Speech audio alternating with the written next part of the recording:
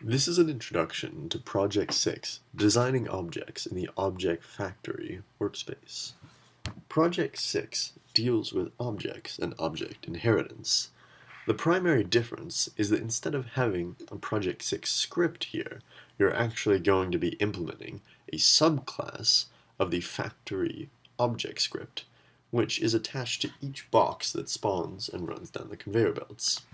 In this case, you'll instead be implementing a specialized box, which when combined with another produces the combined color. All the boxes that are spawned will be primary colors, so red, blue, and yellow, and when combined they should all produce the secondary color combinations, so purple, orange, and green. The concept is that you should always be combining these primary color boxes into secondary color boxes before they're spawned to the drop zone. So you see here, there are two conveyor belts. The primary color boxes will run down both of them and enter the combiner here. When you implement the code correctly, it will wait until it has one of two different colored boxes and then spawn that combined color and send it into the drop zone. However, when we run it now, it just immediately sends out these cubes after combining them and does not change their color. As you can see, the requirements are currently failed because the drop zone does not accept primary colors. So, we will go now and begin to edit the script. The script in question is called combinable, let me find it, combinable color factory object. You can find it either by searching here in the search bar of the project tab, or you can navigate into the assets folder, click into scripts, click into world objects, and you can find it in here, alphabetized under combinable color factory object. First, let's unplay the Unity game. Then we'll double click into the script and it should open in MonoDevelop. So, looking through this script, first of course we have the header here where you should insert your name and once you complete the project how long it took you to complete. Here you'll see a link telling you which colors you combine to which colors if you're not familiar with primary and secondary colors. Next here we have purple, orange, and green, three secondary colors predefined for you. You should be using these variables when setting the cubes to be the appropriate colors. Next, you see some information about helper methods that have already been implemented for you. One, getColor, tells you what color the box is that this script is attached to. The other, setColor, sets the color of the box that this script is attached to. You'll need to use both of these at different times to complete the project successfully. Now, we'll see the three methods that you need to implement. The first, getColorCombination, should take the other color that is being combined with this box's color and return the corresponding secondary color.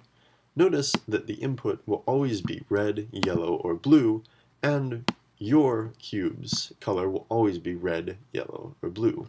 You can check this accordingly and return the corresponding secondary color. Note that for now, it always returns the default value of gray, which you should do if none of the combinations are met. Note that getColor may be helpful here to check the color of your box. Next, you want to implement the isSameColor method. The concept is that you do not want to combine cubes of the same color because this will then again produce a primary color. Instead, you want to wait until you have two cubes of a different color to combine them.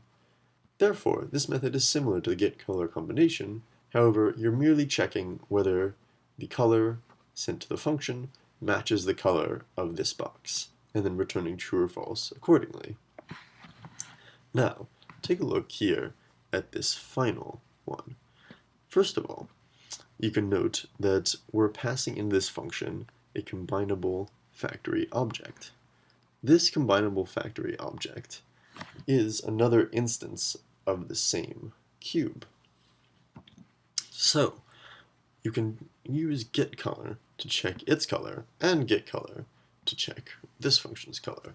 Note that you may also need to use other methods that you've implemented above in order to successfully get which color you should be setting your cube to.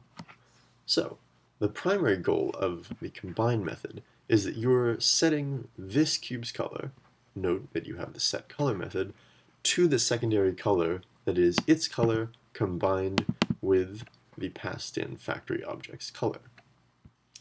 Now, if you implement all three of these methods correctly, then this should function and properly sort the secondary colors. I can show an example here of how you can set the color. For example, you can say set color to, let's say, color.cn, which is of course not one of the correct colors, but we'll just see how that works real quick here. So, if we play, and then we run that, you can see it waits until it gets 2 cubes, and then it turns that cube cyan, and spawns it accordingly. Now, of course, this still fails because cyan is not one of the secondary colors we're looking for, but if you implement all three methods correctly, the quota should be met, and you should be successful. After you're done with that, you should find the combinable color factory object script, and upload that to Moodle accordingly, remembering to include your name and how long it took you to complete the assignment. Please, even if you're working in a group, make sure that everyone uploads a copy of the script. Thank you, and of course, remember that you can always contact the TAs or Jaime if you have any questions.